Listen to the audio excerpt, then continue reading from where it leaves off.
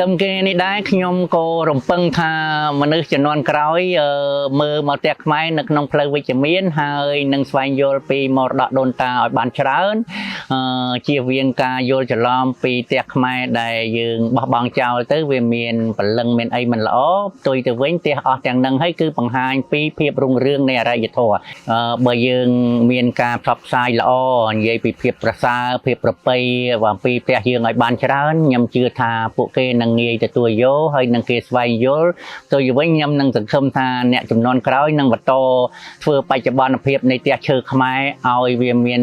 លក្ខណៈទំនើបឡើងវិញជួយវាងកុំឲ្យយើងគិតថាផ្ទះដែលយើងត្រូវទៅបើកសភៅមើលឬក៏យកពី YouTube ឬយកពីប្រព័ន្ធផ្សព្វផ្សាយដែលជាប្រភេទផ្ទះដែលมันពាក់ព័ន្ធមកវប្បធម៌យើងមកបន្តពង្រីកផ្សព្វផ្សាយនិងបង្ហាញយើងគួរតែផ្សព្វផ្សាយពីរឿងផ្ទះរបស់យើងដែលយើងមាននឹងឲ្យបានច្រើនហើយខ្ញុំជឿថានឹងមានការចូលរួមពីអ្នកជំនាន់ក្រោយនៅក្នុងការដែលបន្តមរតកនឹងទៅឲ្យបានយូរអង្វែង